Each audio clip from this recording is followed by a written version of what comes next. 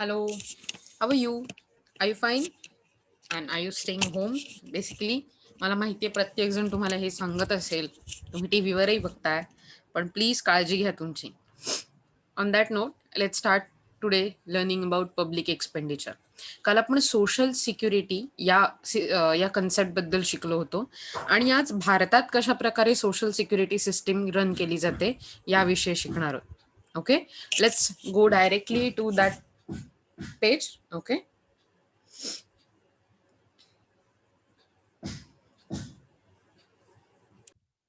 so India's social security system. Just a minute, okay. Yeah. India's social security system is composed of a number of schemes and programs conditioned by the variety of laws and regulation. However, the government controlled security in India applies to only a small portion of the population. So, गव्हर्नमेंटने ज्या security सिस्टीमचं structure बनवलंय ते एका थोड्या पॉप्युलेशनसाठी आपण वापरू शकतो किंवा आपण वापरतोय. जरी सुद्धा ही सिस्टीम सगळ्यांसाठी असली तरी त्याचा फायदा थोड्या लोकांपर्यंत पोहोचतोय. The social security system in India includes not just insurance payment of premium into government funds like in China, but also lump sum employee obligations. The social security scheme in India cover the following types of social insurances. कोणत्या कोणत्या प्रकारचे इन्शुरन्सेस हे इंडियाच्या social security system मध्ये मिळू शकतात तर त्याची लिस्ट आउट केलंय आपण. पहिलं पेन्शन, वृद्ध काळात मिळणारे पैसे. Then health insurance and medical benefits. Disability benefit म्हणजे जर अपंगत्व आलं तर मिळणारे फायदे. मॅटर्निटी बेनिफिट म्हणजे जर समजा एखादी विमेन, एखादी लेडी प्रेग्नंट असेल आणि त्यानंतर तिने तिच्या बाळाला जन्म दिल्यानंतर तिला तात्काळ मिळणारे फायदे. आता पॅटर्निटी बेनिफिट पण आपल्याकडे इन्क्लूड नाहीये, पण अनेक देशांमध्ये ते इन्क्लूड असतात. अनेक कॉर्पोरेट किंवा प्रायव्हेट सोसायटीजमध्ये ते इन्क्लूड असतात. पॅटर्निटी बेनिफिट म्हणजे जर एखाद्या बाबाला त्याला छोटं बाळ झालं असेल तर त्या बाबालाही फायदा मिळतो जसा आईला फायदा मिळतो. सो तुम्हाला जर आठवत असेल तर काही वर्षापूर्वी फेसबुकचे सीईओ, बरोबर, सगळ्यांना माहिती आहेत राईट, फेसबुकचे सीईओ माहिती आहेत का? कोण असतील बरं? Mark Zuckerberg.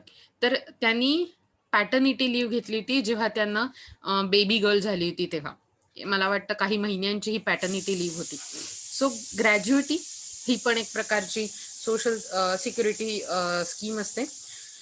The problem, however, is that since the majority of Indian population is in unorganized sector, many may not have opportunity to participate in this scheme. काल सांगितल्याप्रमाणे तुम्हाला सोशल सिक्युरिटीच्या अंडर येण्यासाठी रजिस्ट्रेशन पाहिजे असतं आणि तुम्ही एखादे लेबर वर्क करता आहात, तुम्ही एखादं काम करता आहात, हे रजिस्टर्ड होणं गरजेचं असतं. आणि जर ते रजिस्टर्ड नसेल देन दॅट मीन्स की तुमच्याकडे म्हणजे तुमची जी काम तुमच्यापर्यंत या स्कीम पोहोचू शकत नाही कारण तुम्ही ऑथोराइज्ड लेबरर नसता, ऑथोराइज काम करणारे नसता. Indian citizens in the organized sector and their employers are entitled to coverage under above schemes. Some of the social insurances require employer contributions from all companies, some from companies with minimum of 10 or more employees, and some from companies with 20 or more employees. So त्याच्या conditions वेगळ्या असतात. पेन्शनसाठी काय? Pension or employees provident fund. So EPF असं म्हणतात. काल मी याच्याबद्दल बोलले होते तुम्हाला जर आठवत असेल तर. The Employees Provident Fund Organization under the Ministry of Labor and Employment ensures superannuation pension and family pension in the case of death during the services. At present, only 35 million out of labor force of 400 million have access to the formal social security in form of old age income protection in India. So 400 million लोकांपैकी आज फक्त 35 million लोकांना याचा फायदा मिळतोय भारतातल्या. हे काय? तुम्हाला ओल्ड एज मध्ये पेन्शन मिळते त्याबद्दल. Out of 35 million, 26 million workers are member of EPF organization, Employees Provident Fund Organization, which comprises private sector workers, civil servants, military personnel, and employees of state public sector undertakings, that is PSU. So ह्या सगळ्या ठिकाणी काम करणाऱ्या लोकांना, जे साधारण 26 million इतके आहेत, त्यांना EPF द्वारे पेन्शन मिळण्याची सोय असते. The scheme under employees provident fund organisation apply to business with at least 20 employees. Contributions to the employees provident fund scheme are obligatory for both employer and employee when the employee is earning up to 15,000 per month, and voluntary when the employee earns more than this amount. So एम्प्लॉईला 15,000 पेक्षा जास्त किंवा 15,000 पर्यंत जेव्हा तो मिळवत असेल तेव्हा, आणि त्याच्यानंतर त्याने मिळवलं तर EPF मध्ये इन्व्हेस्ट करता येतं, EPFचा फायदा घेता येतो. If the pay of any employee exceeds this amount, the contribution payable by the employer will be limited to the amount payable on the first 15,000 only. So जर समजा आता असा विचार करा, प्रत्येक वेळी काही 15,000 सॅलरी नसणार आहे, कोणाला तरी 1.5 लाख असणार आहे. मग 1.5 लाखावरती किती ऍक्च्युली एम्प्लॉयर पेएबल असू शकतो, तर त्यातल्या पहिल्या 15,000 वर तो बेसिकली पेएबल असतो, म्हणजे त्याने पे केलंच पाहिजे असं असतं, नियम असतो. पण त्यानंतर जर समजा त्याला पे करायचं असेल, then it's his or her own wish. There are 3 schemes under EPF. पहिली आहे employers provident fund scheme 1952, employees pension scheme 1995 आणि employers deposit linked insurance scheme 1976. यातली EPF scheme is contributed by the employer 1.67% to 3.67% and employee 10 to 12%. म्हणजे यात employer साधारण 1 ते 3% किंवा म्हणजे 1.5 ते 3.5% इतकं कॉन्ट्रीब्युशन देतो, तर एम्प्लॉईला 10 ते 12% त्याच्या सॅलरीच्या द्यावं लागतं. The EPS that is employee pension scheme ही कंट्रीब्यूट करते जवळजवळ employer 8.33%, whereas government contribute करतं 1.66 आणि एम्प्लॉईला काही कंट्रीब्यूट करायला लागत नाही. So that is EPS scheme. Okay. And then there is employees deposit linked insurance, EDLIS. ही स्कीम कम्प्लिटली एम्प्लॉयरशी रिलेटेड असते आणि 0.5% फक्त तो कॉन्ट्रीब्यूट करत असतो. The 4 main types of pensions that all monthly are offered. So या स्कीम्सच्या अंडर 4 टाइप्सची 4 प्रकारची पेन्शन स्कीम ऑफर केली जाते, पेन्शन ऑफर केली जाते. कोणत्या कोणत्या आहेत त्या? Pension upon superannuation or disability, widows pension for death while in service, children's pension and orphans pension. So या 4 प्रकारच्या pension. Beside the above there are separate pension funds for civil servant, workers employed in coal mines and tea plantation in the state of Assam and for seamen. So या प्रकारच्या pension बद्दल आपण समजू शकतो. So ही होती पेन्शन स्कीम किंवा employment provident fund scheme. Okay. आता आपण हेल्थ इन्शुरन्स आणि मेडिकल बेनिफिट्स बद्दल बघणार आहोत. India has national health service, but it does not include free medical care for whole population. The employees state insurance ESI Act creates a fund to provide medical care to employees and their families, as well as cash benefits during sickness and maternity, and monthly payments in case of death or disablement for those working in factories and establishment with 10 or more employees. So हा ESI Act जो आहे त्याच्या through असं आहे की भारतात खूप मोठी हेल्थकेअर सिस्टीम आहे, पण ती फ्री नाहीये. सो जे एम्प्लॉई 10 किंवा जास्त अशा फॅक्टरीमध्ये कामाला आहेत, ज्यात 10 किंवा जास्त एम्प्लॉई कामाला आहेत, त्यांना या स्कीमच्या अंडर ESI ऍक्टच्या अंडर फंड क्रिएट केला जातो, ज्यातून मेडिकल केअर, कॅश बेनिफिट आणि वेगवेगळ्या आजारांमध्ये, मॅटर्निटी लिव्ह मध्ये किंवा जर डेथ झाली असेल, डिसेबलमेंट म्हणजे अपंगत्व आलं असेल, तर त्याकरता ते प्रोव्हाइड केलं जातं. The ESI Central Amendments Rule 2016, notified on December 22, 2016, expanded the coverage to include employees earning rupees 21,000, that is US $313.53 or less in month of January 1st, 2017.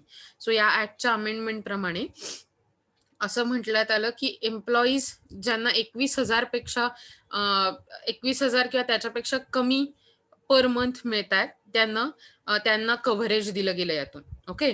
Previously the wage limit of ESI subscriber was 15,000 जे वाढवून 21,000 केले अमेंडमेंटमध्ये per month. Subsequently, the Employees State Insurance Central Amendment Rules 2017 was notified on January 20, which allows new maternity benefits for women who have insurance. Sickness benefit under ESI coverage is 70% of the average daily wage and is payable for 91 days during 2 consecutive benefit period. So 70% आजाराचं जे coverage असतं हे या scheme under केलं जातं, 70% खर्चाचं. आणि 2 वेळा असा जर आजार येत असेल तर त्यामध्ये 91 म्हणजे 91 दिवसापर्यंत त्याच्यासाठी पेमेंट केलं जातं. ओके. पुढे बघा डिसेबिलिटी बेनिफिट. ओके. म्हणजे अपंगत्वामुळे जर प्रॉब्लेम क्रिएट झाले असतील तर त्याच्यामुळे मिळणारे फायदे. The employees compensation act 1923, formally known as Workmen's Compensation Act 1923, requires the employer to pay compensation to employees or their families in case of employment related injuries the result in death or disability. So या act under काय नाव आहे? वर्क्समन compensation act 1923 और the employees compensation act 1923. या ऍक्टच्या under actually जर समजा कामाच्या वेळेत त्याला डेथ किंवा डिसेबिलिटी कामाच्या जागी एखाद्या एम्प्लॉईला झाली असेल तर त्याच्या फॅमिलीला सपोर्ट करण्यासाठी ही स्कीम असते. In addition, workers employed in certain type of occupations are exposed to the risk of contracting certain diseases which are peculiar and inherent to those occupation. So जर समजा एखादा सर्टन व्यवसायात कुठल्या रिस्कला तो म्हणजे असा विचार करा माइन्स म्हणजे खाणी. सो खाणकाम करताना जर त्याला काही प्रॉब्लेम झाला असेल, आजार झाला असेल तर आणि हा काय म्हणतात तो आजार कदाचित पुढे जाणारा असेल किंवा वाढणारा असेल, होणारा असेल. In such case employer is liable to pay compensation for the same. तर त्यासाठी सुद्धा एम्प्लॉयरला पे करायला लागतं. Injuries resulting in permanent and partial disablement are listed in part 1 and 2 of the Schedule 1 of Employees Compensation Act, while occupational diseases have been defined in Part A, B, C of Schedule 3 in the Employees Compensation Act. Compensation calculated depends on the situation of occupational disability. म्हणजे तुम्हाला कशा प्रकारे तुम्ही disable आहात किंवा कशा प्रकारे disability आहे, किती प्रकारची, किती सिव्हिअर आहे, त्यावरून तुमचं कॉम्पन्सेशन ठरवलं जातं. So on death there is 50% of monthly wage multiplied by the relevant factor that is age or the amount of ₹80,000 whichever is more. So either way 50% per महिन्याला मंथली वेज त्या माणसाची असेल ते multiplied by relevant factor म्हणजे age त्या माणसाचं असेल ते, किंवा असा विचार करा की 80,000 रुपये ह्यातलं जे काही मोठं असेल ते कंपन्सेशन द्यायचं जर समजा डेथ झाली असेल तर. टोटल परमनंट डिसेबलमेंट असेल तर 60% of monthly wage multiplied by the relevant factor that is age or the amount 90,000 whichever is more. So 90,000 किंवा 60% त्याच्या वेजच्या यातलं जे काही मोठं असेल ती अमाऊंट दिली जाते. सो ही झाली आपली डिसेबिलिटी बेनिफिट. आपण बघितलं याच्या आधी की हेल्थ आणि इन्शुरन्स मेडिकल बेनिफिट काय असतात, त्याच्या आधी पेन्शन आणि त्या रिलेटेड स्कीम्स फंड्स, नंतर डिसेबिलिटी बेनिफिट आणि आता मॅटर्निटी बेनिफिट बघणार आहोत. Okay. The Maternity Benefit Amendment Act 2017 came into force from on April 1st, 2017 and is an improvement on some of the key benefit mandated under the previous Maternity Benefit Act of 1961. The amended law provides women in the organized sector with the paid maternity leave of 26 weeks up from 12 weeks for the first two children. For the third child, the maternity leave entitled week be 12 weeks. India now has the third highest maternity leave days in the world following Canada and Norway. So भारतात सगळ्यात जास्त भारतात बघितलं तर maternity leave ही 26 weeks पासून up to from 12 weeks from the first two children.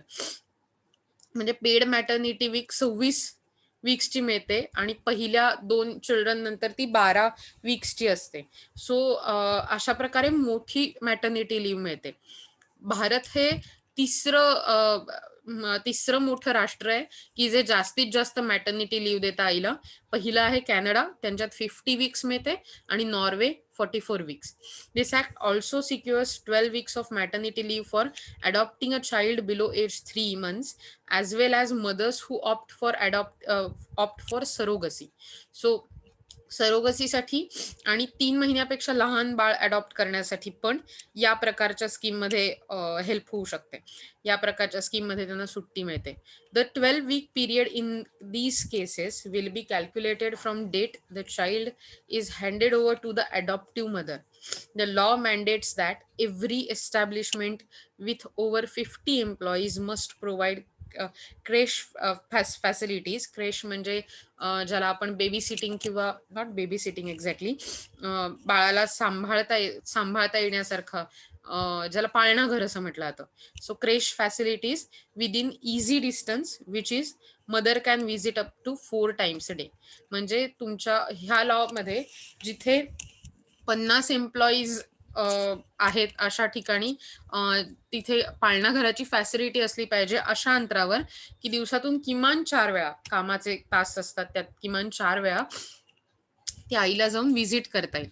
This was suppose to come in to effect from July 1, 2017. The Maternity Benefits Amendment Act introduces the option for women to negotiate work from home if they reach our understanding with their employers after maternity leave ends. म्हणजे जर समजा work from होमची सुविधा ही provide केलेली असते, जर समजा त्यांचं एम्प्लॉईशी आणि एम्प्लॉयरशी ॲग्रीमेंट तसं असेल तर. Under the existing Maternity Benefit Act of 1961, every woman is entitled to and her employer is liable for payment of maternity benefits at the rate of average daily wage for a period of employee's actual absence from work.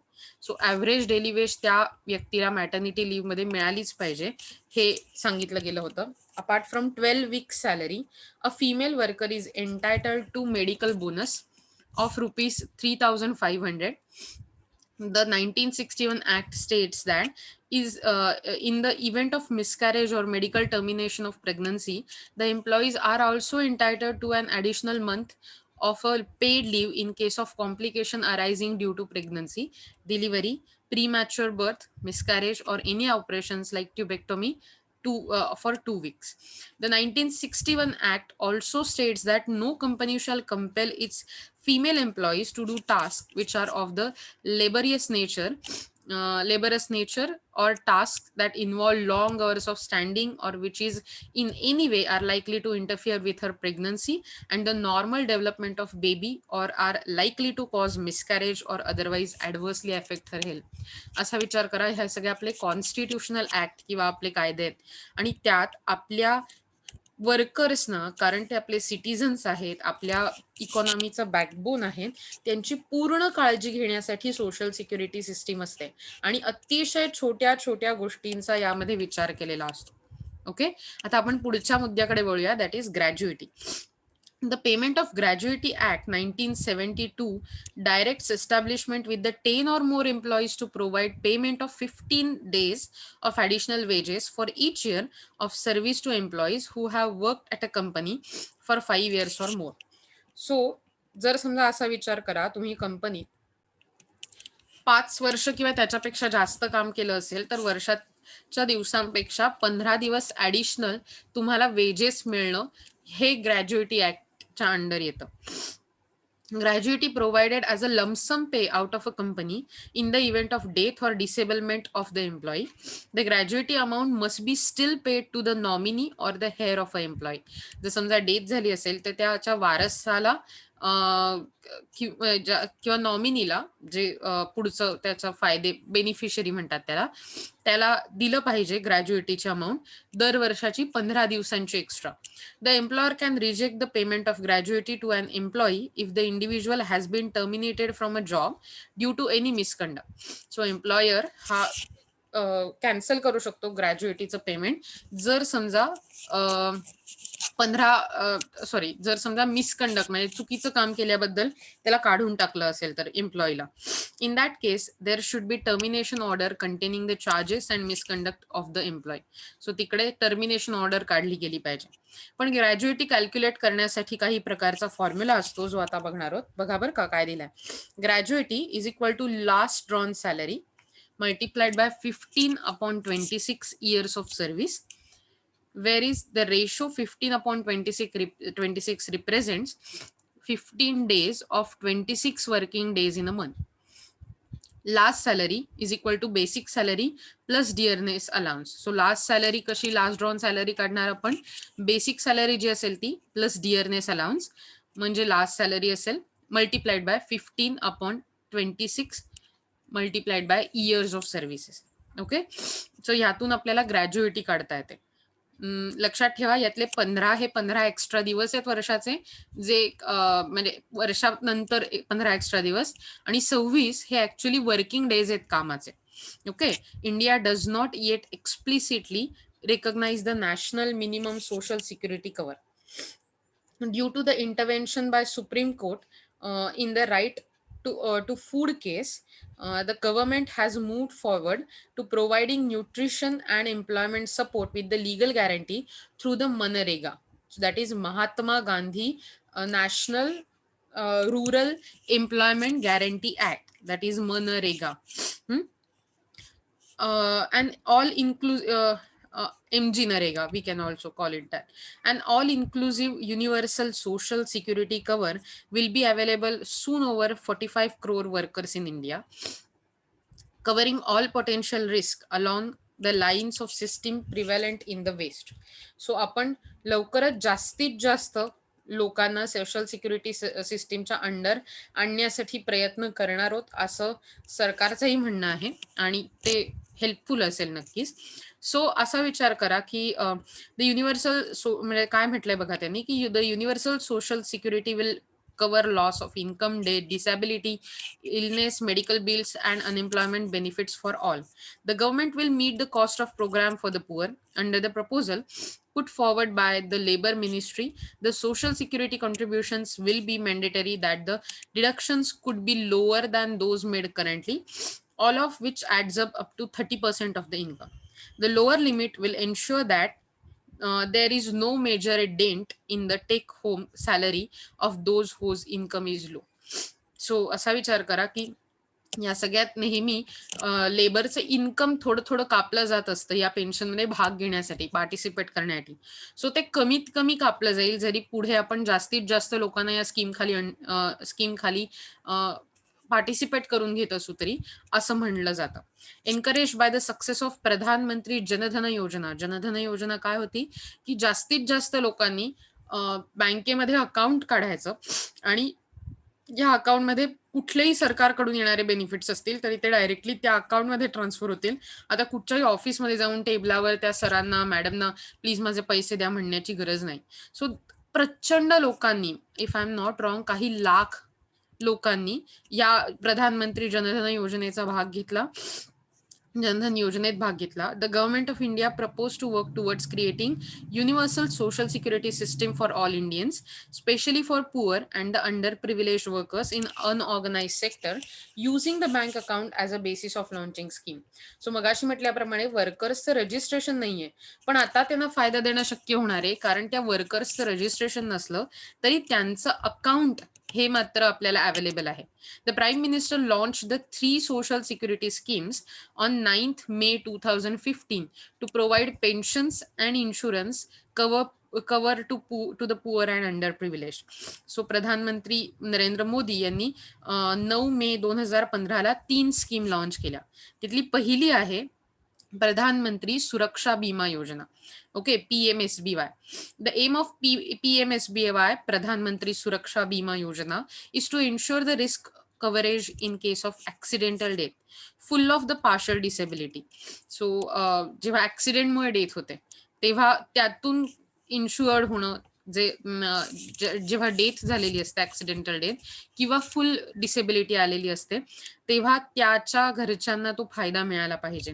So the insured amount of for accidental death or full disability is ₹2 lakh and ₹1 lakh for partial disability. म्हणजे जर समजा तुम्ही death झालेली असेल किंवा फुल disability आली असेल, तर बेनिफिशियरी जर तुम्ही असाल तर ₹2 लाख मिळतात आणि ज्यांना पार्शल डिसेबिलिटी आली असेल त्यांना ₹1 लाख कंपन्सेशन मिळतं. It has to be annual premium of ₹12. म्हणजे यासाठी किती रुपये भरायला लागतात, ज्याला या योजनेत भाग घ्यायचा आहे त्याला ₹12 फक्त वर्षाला अख्ख्या, which will be directly auto debited to the bank from the subscribers account. म्हणजे तुम्हाला भरायला लागत नाही. तुमच्याकडे जर जनधन योजना असेल आणि तुम्ही या स्कीमचा पार्ट असालच, तर आपोआप तुमच्या अकाउंटमधनं ते कापले जातात. Okay. People between age of 18 to 70 years having Aadhaar linked to bank account are eligible for this scheme. The scheme is offered to all public sector general insurance companies who are ready to tie up with the banks for this purpose. So थोडक्यात आधार तुमचं जर link असेल तुमच्या bank अकाउंटशी, तर ही scheme तुम्ही already जवळजवळ तुम्ही eligible आहात या स्कीमसाठी 18 ते 70 वर्षाच्या मधल्या काळात. आणि public sector general insurance companies ही स्कीम ऑफर केली गेली आहे सगळ्या पब्लिक सेक्टर जनरल इन्शुरन्स कंपनीनं, जे बँकेशी टायअप करून याबद्दल पावलं उचलू शकतात. देन देर इज प्रधानमंत्री जीवन ज्योती योजना. मग अशी बघितलं प्रधानमंत्री सुरक्षा विमा योजना, आता प्रधानमंत्री जीवन ज्योती विमा योजना, PMJJBY. Okay, this scheme is to benefit people in case of death. It is available to people in the age group of 18 to 50 having a bank account. So in case of death insurance मिळण्यासाठी, त्याच्याबद्दल compensation मिळण्यासाठी प्रधानमंत्री जीवन ज्योती विमा आहे, विमा योजना. आणि त्यात 18 ते 50 या एज ब्रॅकेटमध्ये ज्यांचं अकाउंट बँकेत आहे त्यांना ही योजना म्हणजे वापरता येते, त्याचा फायदा घेता येतो. People who join this scheme before completing the age of 50 can continue to have risk of life cover up to the age of 55 years subject to the payment of premium. The scheme has the annual premium of ₹330 with the risk coverage of 2 lakhs. म्हणजे 2 लाखाचं coverage मिळतं आणि तुम्हाला त्यासाठी ₹330 दर वर्षाला भरायला लागतात. मग अशी ₹12 होतं, आता ₹330. खूप कमी अमाऊंटचे प्रीमियम आहेत. जर तुम्ही नॉर्मल कंपनीज जर बघत असाल तर त्यांचे अशा प्रकारचे प्रीमियम खूप जास्त असतात. सो गरीबातल्या गरीब लोकांपर्यंत ही स्कीम मिळाली पाहिजे आणि त्यांना त्याचा फायदा घेता आला पाहिजे. यासाठी खूप कमी प्रीमियमच्या अमाऊंट आहेत, तुम्ही बघू शकता. The people can opt for the scheme for a year or prefer to continue it as long as the option. So एका वर्षासाठी लोक ही स्कीम घेऊ शकतात किंवा त्यांना किती काळ ठेवायचं आहे तसे ते पुढे कंटिन्यू करू शकतात. LIC and other willing life insurers with the tie-up of the bank are to implement this scheme. So LIC आणि इतर लाईफ इन्शुरन्स कंपनीज ज्या असतात त्या या योजनेसाठी टायअप केल्या गेलेल्या आहेत. ओके, सो पहिली योजना होती प्रधानमंत्री सुरक्षा विमा योजना आणि दुसरी होती प्रधानमंत्री जीवन ज्योती विमा योजना. तर तिसरी आहे ती अटल पेन्शन योजना आहे. Okay, the government's concern for old age income security of working poor particularly in the unorganized sector resulted in the creation of new initiative called Atal Pension Yojana. So जे गरीब आहेत ज्यांना कदाचित रिटायरमेंट नंतर काय किंवा वृद्धापकाळानंतर काय, वृद्धापकाळात काय, कसे पैसे मिळणार याविषयी प्रचंड चिंता असते, त्यांच्यासाठी अटल पेन्शन योजना आहे. In the budget of 2015-16 the aim is to encourage the uninsured workers in the unorganise sector to come under the national pension scheme NPS under the pension fund regulatory and development authority PFRDA. The subscribers can make contribution on a monthly, quarterly, half yearly basis instead of monthly basis. So याचे जे subscriber असतात ज्यांनी ही योजनेत participate केलंय ते त्यांचं contribution literally महिन्याला, त्याच्यानंतर 3 महिन्यांनी किंवा अर्ध्या वर्षांनी, म्हणजे अर्ध्या वर्षाच्या बेसिसवर असं कसंही करू शकतात. Even if payments are discontinued, the account will not be deactivated. म्हणजे जरी पेमेंट्स काही कारणामुळे बंद झाली, तरी अकाउंट डिॲक्टिव्हेट नाही होत. It will not be close till the account balance with the self contribution minus the government co contributions become zero due to deduction of account maintenance charges and fees. So जोपर्यंत government जे co contribution करतं या स्कीममध्ये आणि आपण जे पैसे टाकतोय, या दोघांचा मिळून बॅलन्स शून्य होत नाही. का शून्य होऊ शकेल? जरी आपण पैसे नाही काढले तरी अकाउंट मेंटेनन्स चार्जेस बँक घेतं तुमचं अकाउंट सांभाळण्याचे, ते डिडक्ट होत जातात. सो ते डिडक्ट होऊन जेव्हा अकाउंटचा बॅलन्स झिरो होईल, त्यानंतर हे अकाउंट बंद होईल, which will take a longer period. The penalty on delayed payment has been simplified to ₹1 per month for the contribution of ₹100. So असा विचार करा की ₹100 कंट्रीब्युशनसाठी जर समजा तुम्हाला 1 महिन्याला लेट झाला, तर तुम्हाला फक्त ₹1 दंड म्हणजे 1% तुम्हाला डिलेडचं पेनल्टी मिळते.